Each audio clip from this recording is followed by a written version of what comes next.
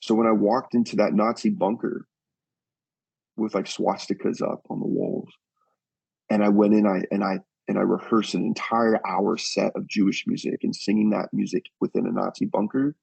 I started realizing at that moment that like Welcome to the Holy Sparks podcast. Our mission is to illuminate the brightest lights in the Jewish world and beyond so that we elevate the Holy Sparks within us and make the world around us a better place. I'm your host, Saul K. If you're looking for wisdom, mentorship, and inspiration, you're in the right place. Oh, welcome, ladies and gentlemen, to the Holy Sparks podcast. Saul K here. I am super excited. We got him, the man, the myth, the legend, Mikey Pauker, on the line for today, a good friend of mine. Oh, you guys are going to really enjoy this. So, without further ado, let me go ahead and edify the man properly. I'm going to read you a little bio about him. So, Mikey Pauker, pronounced Pauker, is a devotional rock artist from Laguna Beach, California. Pauker has been described as one of the 10 stars of the new Jewish music via Time magazine. He has released multiple albums including Sim Shalom, Mikey Pauker and the Joy Machine, Extraordinary Love, The Sages EP, and Ascension. This year, Pauker released his new single, We Are Safe, produced by Jim Kaufman, on Ineffable Records, home to artists including Stick Figure, Through the Roots, Tropidelic, Mike Love, among others. He performed the song and was a guest on the Aubrey Marcus podcast. Oh, very cool. A motivational destination for conversations with the brightest minds in athletics, business, science, relationships, and spirituality, with over 50 million downloads on iTunes. His Rise Vulnerable Rally music video swept the world, touching the hearts over 1 million souls. Growing up in Orange County, Mikey's early experiences at underground shows exposed him to the intense, primal energy of live music, as well as the strong community bonds that form in an authentic and close-knit scene. Inspired by teachers who blend yoga and mystical practices, he went to study in Jerusalem, soaking up the hidden teachings of his ancestral lineage. These spiritual dimensions guided his artistic development as he explored ecstatic music festivals and mystical religious traditions. His music implores us all to look within, to sit with our darkness and transform it into light.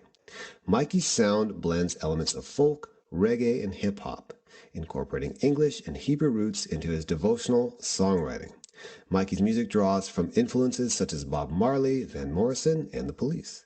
Pauker shared the stage with other artists, including Matisyahu, Revolution, Stephen Marley, Dovovan Frankenreiter, Alia Nerio, the Polish ambassador, Trevor Hall, Mike Love, and others.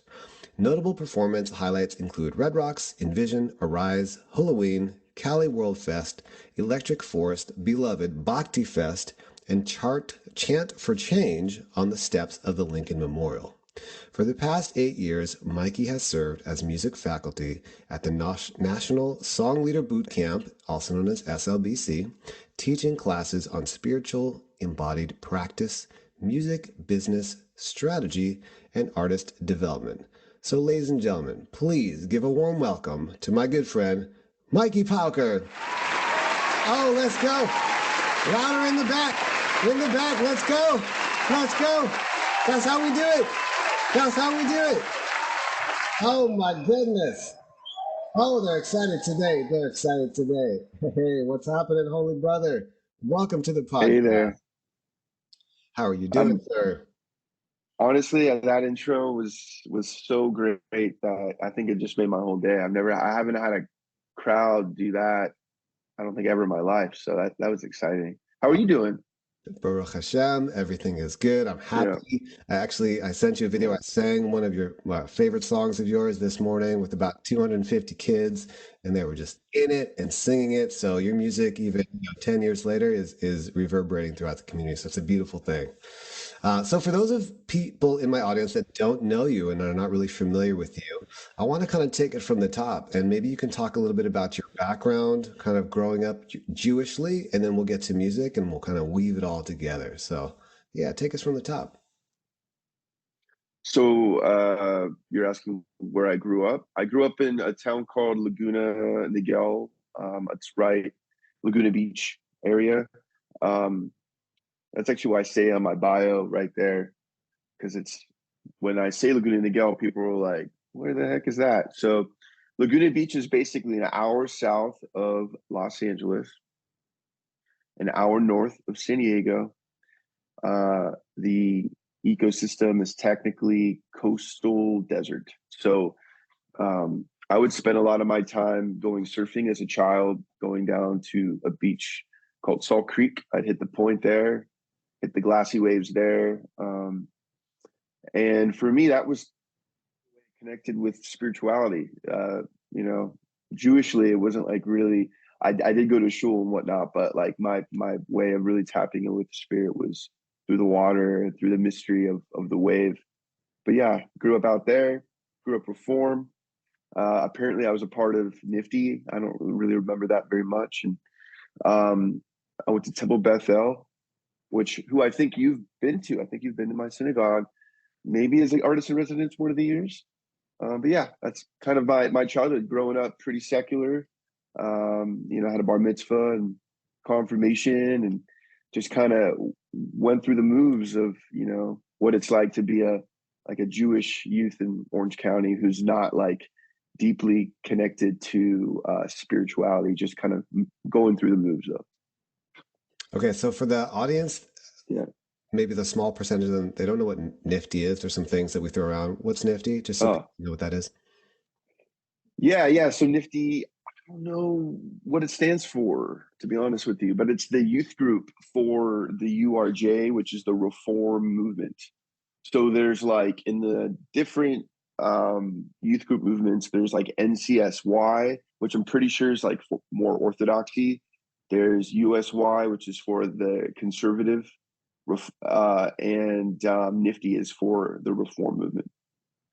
Cool. Awesome. Yeah. So it's interesting. Yeah. You and I had a similar upbringing in the reform world. And obviously, you were a spiritual seeker at a young age, like you took to the water, to nature. But is this accurate to say you weren't necessarily feeling it in the tradition? Or we'll talk about that a little bit. Well, it's interesting because like full circle is that like years later I got into studying Jewish shamanic principles and practices and indigenous practices.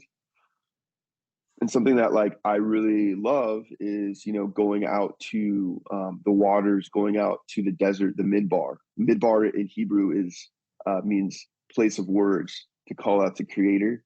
But as I look back at my life as a child, yes, I was having a very Jewish upbringing, which was essentially being outside and spending my time with the nature's elements.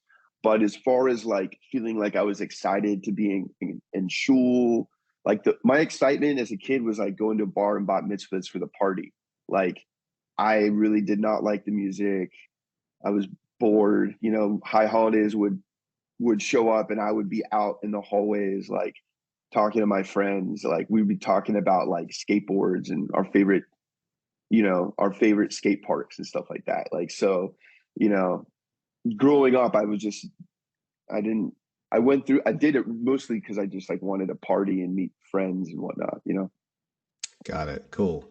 And Yeah. is there a point for you when we talk about this idea of being Baal Teshuva, which is like to return, which really everyone is on the path, right? And so was there a moment for you where you really, Judaism called you back or you found a way back in that was meaningful for you? And talk about that because I think that would be enlightening for people.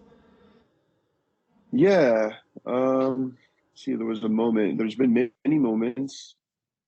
I kind of like to think of this analogy of like, you ever seen the movie E.T.? That little alien? Elliot like leaves a little trail of Reese's Pieces. I feel like God's been doing that with me my whole life, kind of like leaving a trail of Reese's Pieces and being like, oh yeah, look at this moment. And I'd say like one of those big moments for me was going to Israel when I was 12 years old with my grandmother, who passed, bless her life. Um, and meeting at the time I had a cousin who lived on a kibbutz and learning about the culture. And then I was in a fraternity, AE Pi, and we did this Aish trip where they partnered with Aish HaTorah, which is also like talk about movements. It's like Aish's Hasidic Judaism, and it's funny. Sam Glazer's brother, who you probably might have on the show, hopefully, Yom Tov, his brother works at Aish. So I was there, and that was a moment where I was like, wow, like my whole life, I felt like orthodoxy for some reason in my Reform communities, there was this like people didn't really vibe with Hasidic Jewish lifestyle. So I got to kind of see what it's like on the inside, a little taste of that. And I got to see how beautiful a lot of those people are and the practices are from the inside, not hearing people talk about their trauma from the outside. So that was something really important. But I think like the biggest thing was after all that, and I talk about this where I got a job at a Jewish summer camp after being a tour manager with a rock band and traveled the country in a van with 8 guys in a van, like sleeping in that way and doing the road life thing, which I know you know. Got it. Yeah. And I got a job. My mom's like, you should go work at this Jewish summer camp. And I got a job to work at Camp Newman. And I just like knew Jewish songs from Hillel and all that kind of stuff. So when I showed up over the summer, I learned that I had a moment there where it was like, boom, leading prayer. We're singing the prayer Haporesu Kat Shalom, where we're saying, thank you, Creator, for spreading this shelter of kedusha, of holiness over us. It's a prayer from Kabbalat Shabbat liturgy, and Ma'ariv, where Friday night services. I'll break it down. So Friday night services, and I was in the amphitheater, and we were leading prayer, and all of a sudden there was this moment where I literally felt as if electricity ran through my entire body. I would now think about what that is. I'd call that divine revelation, or I'd call it mediumship. It's kind of the realms I'm in now. This idea of a force moving through me. And what I saw in that moment was my entire life flash before my eyes. I saw touring around the country playing Jewish music. I saw different moments like car accidents happen that have happened. I saw myself playing at Red Rocks, which I didn't know that and it all happened. And there's even things I've seen that I saw in that image that haven't happened yet. Well, so you had it, And so I've been like basically, retroactively seeing your life. You saw what potentially was I coming. saw the totality of my entire life. And I was honestly like, what is this? And I've been basically picking up those pieces ever since.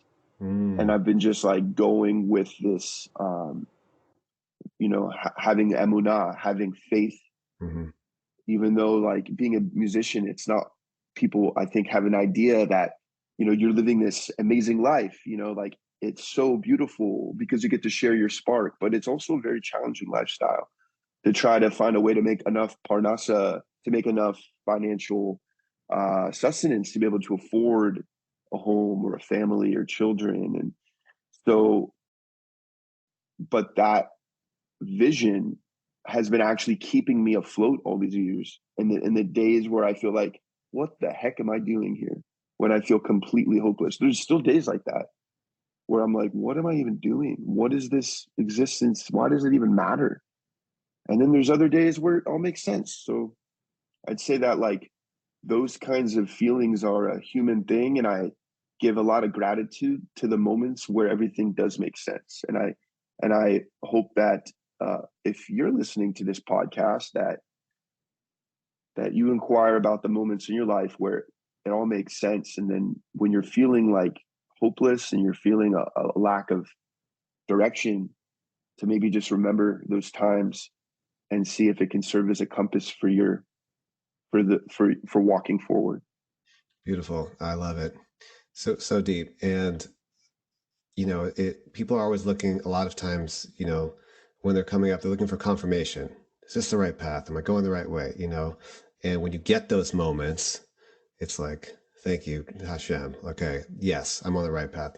Now, that does that mean that's the path forever? You don't know, but for that moment or for the next few moments, yes, you're in the right place. Okay, let's get to some music, man. Talk a little bit. Let's kind of rewind the tape a little bit. Talk a little bit about your early musical influences, and then I kind of want to draw it forward and to where you are now, and talk about what's upcoming for you. Let's see, musical influences. Grew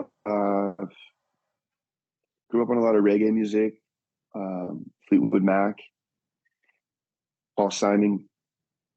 Um, father was like, a deadhead in the 60s. So I got a lot of that in me. And then as I got older, I got like really into Christian rock music, actually. Really like Christian worship music. Artist. What artist would you cite? Well, one was I got like really into Switchfoot, in like my like high school years. I Mhm. got into a band called Under Oath. They're a Christian rock band out of Florida. I don't know if they're Christian anymore, but um, I got into like I was deeply into kind of hardcore Christian and punk rock music because it was really affluent in my county, Orange County, California, where I grew up out here. So I've actually found my solace spiritually by going to Christian rock shows as a youth in Orange County, California, seeing Thrice and Under Oath and As I Lay Dying and all that kind of stuff. Like, Mhm. and I got to like really feel the primal aspect of like what it feels like to be in a mosh pit and then to find a safe place to take out my aggression as a youth in those mosh pits, Mhm. to explore like what it would be like to use music as a way to release anger. Wow, I actually didn't So know yeah, there was a that was Christian my punk like scene. my upbringing. Project. That's so cool. What's So that? cool. No, I didn't know there was a Yeah, Christian punk scene or hardcore. I mean, I know there's a lot of other Christian scenes, but yeah. that's fascinating. Cool. I love it. And so was there, did you have a moment? A lot of people have this kind of spark moment like you had when you were leading at Newman, where they see an artist musically or encounter an artist or see an artist on stage or living a certain lifestyle, and you're like, that's what I want to do. This person or these couple people. Is there someone like that in your life? Um, I think I had that when I met you. Oh, that's nice. Yeah, All I right. was like, wow, Jewish music could be cool. Oh, yeah, I'm compelling. I appreciate that. Well, I'm serious. Like I remember meeting you at Jewelicious, and uh, we were sitting across from each other. We were at this. I met you at a Hasidic gathering. We were sitting there, and we were talking about Jewish blues music, and I was like, wow, like Jewish music could be Jewish music could be like relevant. Yeah. I mean, God bless Debbie Freeman. Her melodies was what they sang in my congregation. And there were moments that I really liked her music. Same with Jeff Klepper. And I give a lot of gratitude to Debbie Freeman for what she has brought through, inspiring a whole generation, multiple generations of song leading, both in congregations and not in congregations, youth groups, all that stuff. She definitely inspired me. I would say like Dan Nichols and Rick Recht and Julie Silver, Beth Schaefer, Stacy Byer. I think that there's like, as we get older, we start to forget about our elders. Mm, I'm not going to like say Julie Silver's an elder. I don't think she wants to be known as that. But we think of like, if this is an ecosystem that's intergenerational and we're looking at like, who are the people who've been here for a while and have really carved a path? Like, I feel like we need to remember our teachers and what they have created. For now, it's pretty beautiful, I think, to look at the mass um, fabric of Jewish music, at least in Northern America, with song leaders and cantorial soloists who are out there. We wouldn't be here today if it wasn't for the work that Debbie Freeman has done, that Jeff Klepper has done, to kind of pave and open up and really pioneer a whole style of music that now is in the diversity of your music. like is included in that, like Jewish blues music, Nefesh Mountain blues, Jewish bluegrass. Mm-hmm. You know, Chava Morel with this just gorgeous folk music, and or Deborah Sachs Mintz at Hadar, you know, what she's doing with Joey. Like that is only, I mean, that's beautiful music, but we got to remember the people that have, and Shlomo Karlbach paved the way for this to Yeah, happen. if not So those Shlomo, are all people, yeah, but for definitely sure, Shlomo. for sure. But then there was Matisyahu. Like, wow, Matisyahu, like, look what this guy's doing. He's bringing Jewish music into the larger world community. And for me as an artist, that's when I first saw that, I was like, that's, if I'm going to do Jewish music, that's what I want to do. I'm not interested in synagogue, just being with the synagogue. Uh-huh. I'm interested in how can I take these songs and use them as a chariot to educate the larger world community of our deeply intrinsic values, which are embedded in connection and love and reverence. And how, so that's, if it wasn't for Matisyahu doing that, you know, I probably, you know, wouldn't know my path as well. So I love it. That's actually going to be my exact next question, which is I yeah. want to talk about your experience of playing Jewish, and I know you sing in Hebrew and English, but you know that sort of genre of music with your flavor in clubs, in festivals. How is that Mhm. experience for you? And maybe you can talk about some, you know, reactions or responses you've had from people after shows. It could be really interesting to hear that. Yeah, well, I love it. I mean, I think at the very beginning of maybe bringing, you know, Yeti Nefesh to a club, there was a moment where I'm like, what am I doing? This is insane. Like, this is way before all the anti-Semitism was really hitting. I mean, it was still hitting like 10 years ago, but not like it is now.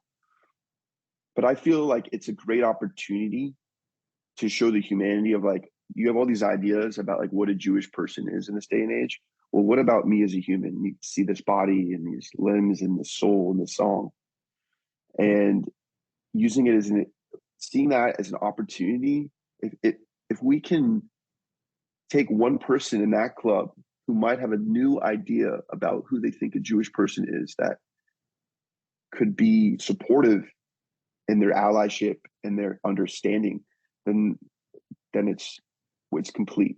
Like, I think of this work as like, uh, you know, activism through uh, through like really just bringing through these messages. Um, I think that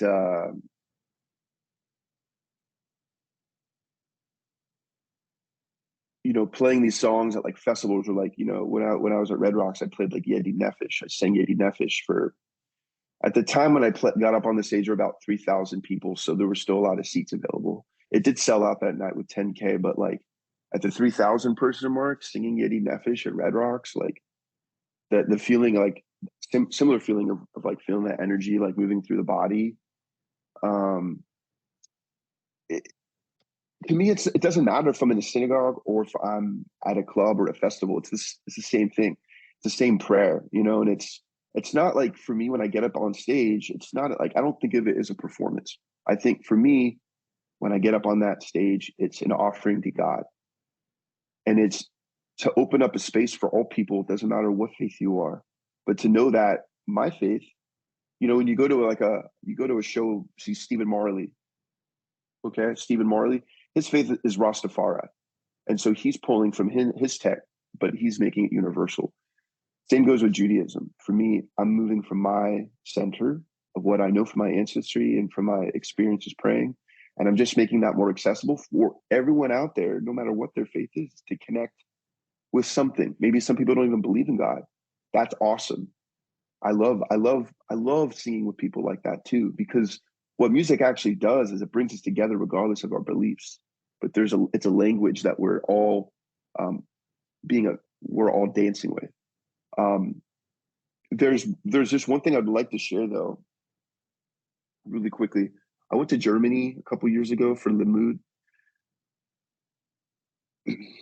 and I went to go sing at a Jewish music festival there. because I like my family's from Germany, and something that was like really interesting was singing Jewish music at German clubs where there's like you would be kind of freaked out to do that.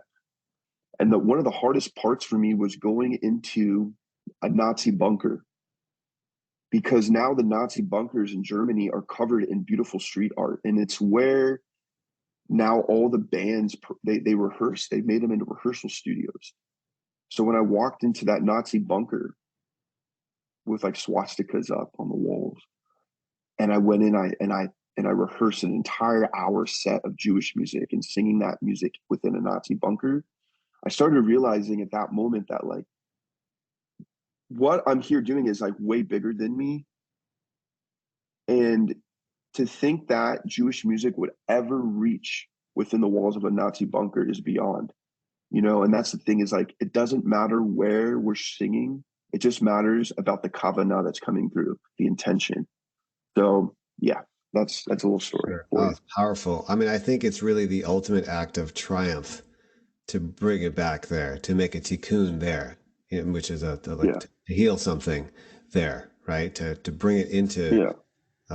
into the fire, and so kol hakavod, that's very brave and powerful. And so, just one follow-up question to that. Some people see their work in the world as like essentially kiruv, which is basically the concept of that. If you're not familiar, is you're finding Jews wherever they are and you're connecting to them and you're sharing Judaism with them, whatever that looks like, right? Doesn't necessarily mean you're like, putting tefillin on people on the street, like Mhm, whatever it mhm, is, you're just mhm. connecting to people and you're connecting to their Jewish neshama, right? So I see, and tell me if this is accurate. Part of what you're doing is that, and it's also you're really being an ambassador for Jewish people to non-Jewish people, to say, hey, here I am, here we are. This is something beautiful that we're doing.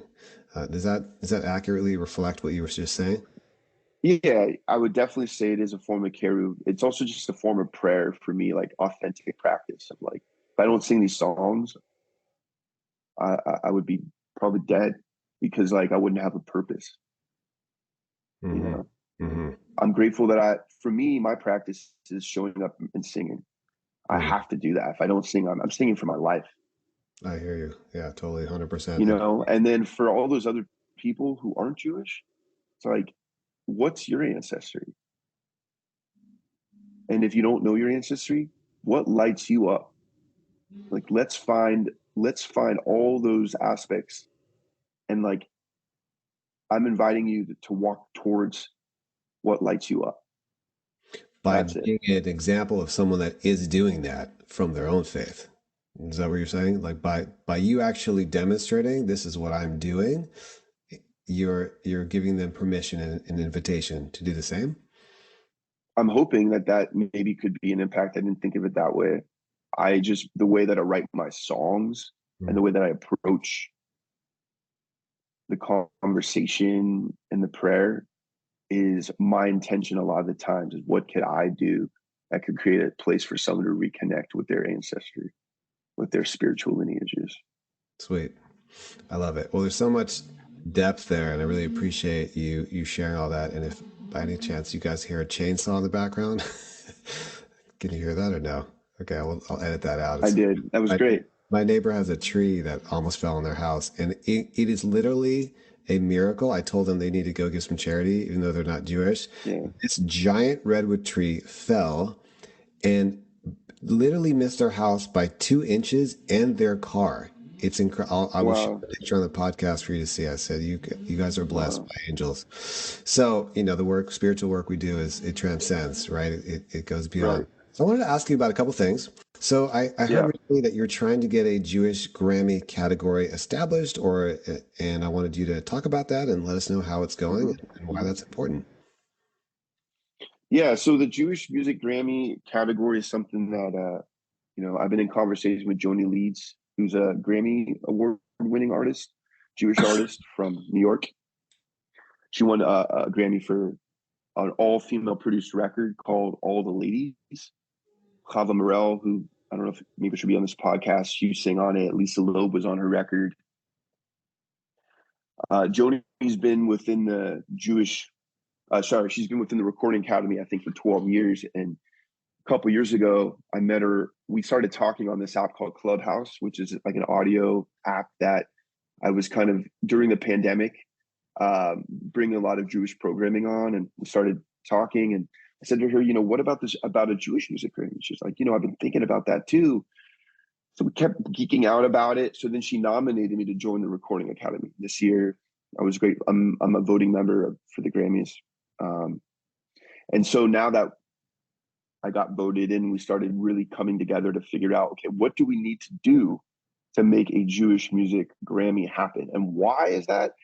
I think one of the main reasons why, it's like there are multiple Christian music categories, and there's a New Age chant category where there's a lot of Shivite music, Krishna music. There's Judaism being one of the major faiths in the United States, and knowing that we have enough artists within the category where this could be it could actually happen. Why not move forward with it? And I think years ago, what I heard was, I think Jeff Klepper was a part of some sort of cohort where they tried to make this happen. And at the time, the marketplace wasn't developed enough. But one of the things we had to do to prove to the Academy that this could even be viable is that there needed to be over 100 albums, 5 or more songs released between the past 2 years. And we went through that spreadsheet, and there are 100. There's more Jewish, yes, 2 years per year. Per Just the past 2 years. Oh, amazing. If you look at the past 10 years of Jewish music, it's not album there sales. are so many. We're talking about, it's not about album sales. This is about the creation of. This is not about, the Grammys doesn't care about album sales. They don't care about. They're not interested in charts, anything like that. The Recording Academy exists, and one of their what they're here to do is to help the diversity of music around the world. Mm-hmm. And it's really to celebrate the artistry. And it's also mostly, so most people don't know this, but it's mostly artists that are voting. So it's almost like a peer community at just a very high level. Peer, I know a bunch of people that are NRAS, National Academy of Recording Arts and Sciences members and voting members. So it's really it's sweet in that sense. So it's your peers and extended. And there's there are a lot of industry professionals too, managers and record labels and A&Rs, but yeah, it is a community of people that I think what I love about when I went to like the Grammy cohort LA party was I got to see the diversity of all the different kinds of people internally working on the board. Like, they're really committed right now to inclusivity across the board. And so if that's really the mission, then I feel like the Jewish people should have a place under that tent too. And that's our hope. So our proposal, we made a chant.com, chant.org, change.org petition, just to show this, how many people support this. And I think right now we have about 2,500 people that signed. Where can people go to help support that?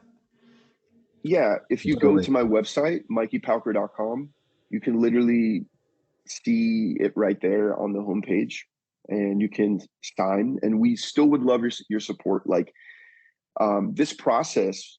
So we submitted a proposal, Joni and I, with a handful of other people internally.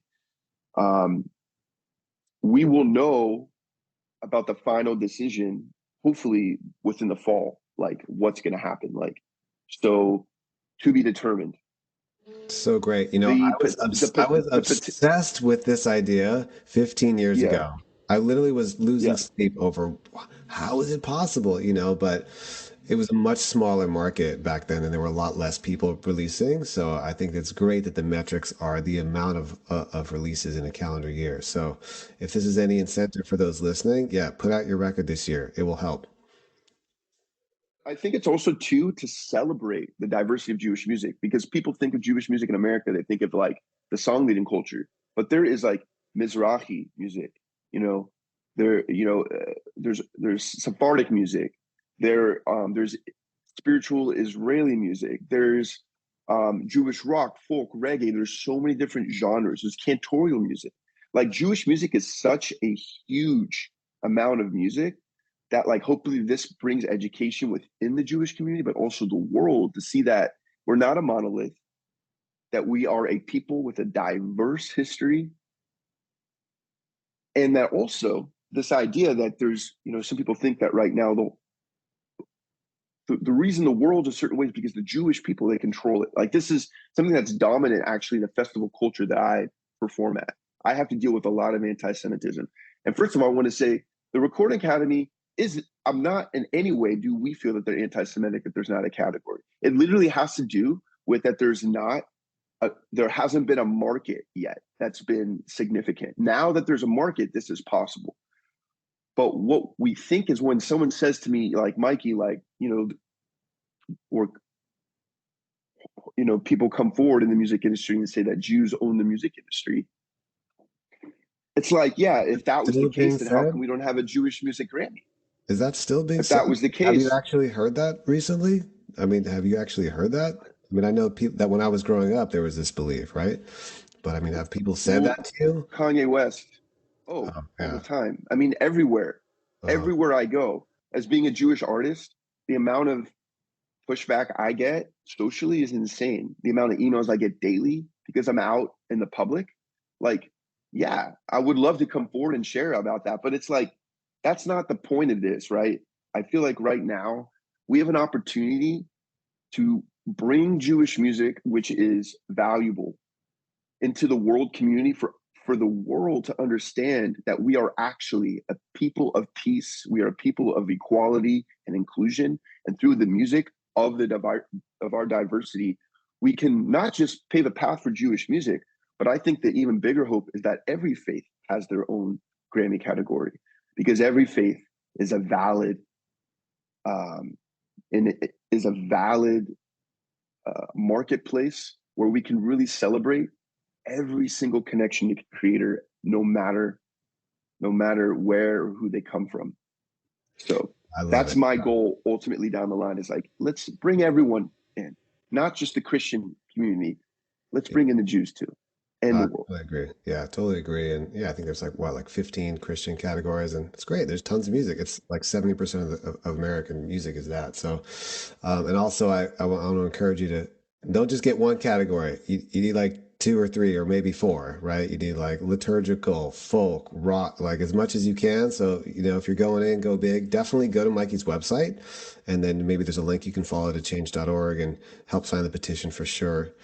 And okay, just wrapping up here, there's so much else I want to talk to you about, but I know that you recently started a record label, and that's something you're passionate about, and maybe you can share a little bit about, why you did that and what the vision is for your label. Yeah, so Beautiful Way Records is inspired by a Dene teaching. Dene is an indigenous tribe. They also go by the name Navajo. Well, one of my teachers, his name is Uncle Ron, talks about the idea in the Dene faith, or the Dene people, that to be in the beautiful way is to walk in equanimity with all the nature's elements in your life. And so, like, for me, when I'm not praying with Jewish people, I'm praying with a lot of indigenous relatives. It's been a big part of my spiritual life. So the label is a tip to them, and it's celebrating the devotional aspects of devotional music in all faiths. So folk, rock, reggae, world, and chant music, So yeah, it's definitely a platform supporting Jewish music, but I'm also supporting, there's an artist like today, she's not from a specific faith, but her name is Maria Stark, and she writes deeply spiritual music. She just released a new single today called Keep the Light On. So I'm really excited about that. I also have, someone I did a track with. Her name is Victoria Angelheart. She put out something called the Hanuman Chalisa, which talks about the the archetype Hanuman through the Vedic text, and this is like a chant towards the way they connect to the way they think of God. Um, and it's a chant that's dedicated to Ram Dass and Maharaji. And so for me, what I'm really interested in right now is putting out music that is devotional in its nature and supporting this new marketplace that is being defined right now. Like um, there, there's a lot of new conscious and spiritual and transformational music, but there hasn't been labels that have been really going out of the way to support the longevity of this marketplace. And what I wanted to do was take what I've learned over my course of my career and basically implement that and be of service for the greater music community. So Beautiful Way Records just does that. We are an imprint of High Vibe, which is like a bigger label who focuses on electronic transformational music. And so we are an imprint under them. And our hope right now is that, like, we can help bring spiritual music um, farther out uh, into the world where more people have access to these themes that are deeply healing, deeply sacred, and that can help us on our everyday journey as we're traversing through this world. Sweet. I love it. Say the name Yeah. of it again because people probably missed it the first time Yeah. you said it. Yeah. I So talk fast. it's Beautiful Beautiful Way Way. Records. Yeah, Beautiful Way Yes. Records. Okay, awesome. Beautiful Way Records. You can go to beautifulwayrecords.com. Yeah, please check out Maria's new single, Keep the Light On. I just released a new track last week called What I Know. And if you're listening to this podcast and you're like, hey, I have music I think would fit, please send it to us. I'm listening to music every day. And it would be an amazing opportunity to hear what you're working on. Cool. And so this is a great question, and I love the fact that you still call it Blue Way Records, right? I love records. I love vinyl. But for an artist now, let's say we're gonna switch hats here, right? So they're looking at you. You're a record label. Why would an artist come to you? What would you do with them? And what's the benefit as opposed to anyone can just release anything on anything for free now? So what is it? What's the benefit of working with you? Yeah. Why is it valid? Mhm. Well, I think uh, it's like you're going to release a song independently. Okay, great. So what are you going to do as an independent artist to get it out there? It's like, yeah, you have the technology to just put online, but if you really want to put it online and get it done in all the right way and get the metadata out there and secure press and actually get it in blogs and podcasts and get people to actually hear the music, you're going to need promotion. You're going to need someone to drive a narrative to the greater public, and that's what we do. So we're a distribution company.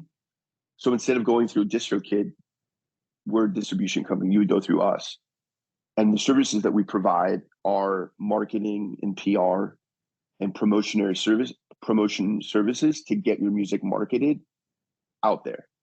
Um, and yeah, I mean, we also, as artists that work with us, like when you're with the label, it's like there's a festival that's booking shows. Like I don't book festivals, but like I'm gonna do everything I can for the artists that I represent to get them and to play different shows. I'm gonna do what I can to get them to be on TV shows and blogs. Like we have an in-house publicist essentially that's working for us. We have an in-house administrator who's specifically working on trying to get my artists on playlists. I'm financing um, the growth of my artists through advertising that I'm investing with my dollar to get those songs more played more. So what a label does is a lot of things, but a distributional label like me serves as a PR and marketing firm to advertise and market your song so that for there actually be a return on investment. Because I know a lot of artists, they just put music out and think that's it. But if you're going to invest thousands and thousands of dollars into your music, wouldn't you want to make a living off that music? And knowing that a lot of the artists I represent do, like I have artists that make thousands of dollars a month just on streaming. And I know a lot of people say that's not a lot of money. Well, when you add in shows and bookings and then publishing deals and syncs, it starts to add up. And so that's why people work with us. We're here to support the artists getting the music out in a good way. Cool. I love it. And you guys, when Yeah. did you launch? Just pretty recently, or Yeah, January. So we're pretty new. Okay, cool. But yeah, Great. I love it. So this it's is all coming good. together. Yeah, and it's good for you also to call that out. Most musicians didn't start playing music to get into business, right? They Right, did right. it to probably find solace from a challenging life, A, B, to find self-expression, and C, to find purpose, right? I mean, I didn't pick up, piano at the age of 5 to make money. I didn't pick up guitar at 11 because I Yeah, thought about business. So this is where you come in, and I appreciate you saying that, and that's helpful for people to hear too, Okay, so we got to wrap up here. Definitely, we'll have right. to do a part two to hear where things have evolved for you. Maybe a year down the road, we'll see how the record label Yeah. is going. Two last questions. Okay, so for you, what do you feel is like the ultimate vision for yourself as a fully actualized artist? What does it look like, or is it what you're doing right now? And paint the picture for everyone what that actually looks like. Um, I'm very grateful for where I am now. I am in a current up leveling. Um, I would like to do what I'm doing, but in theaters all over.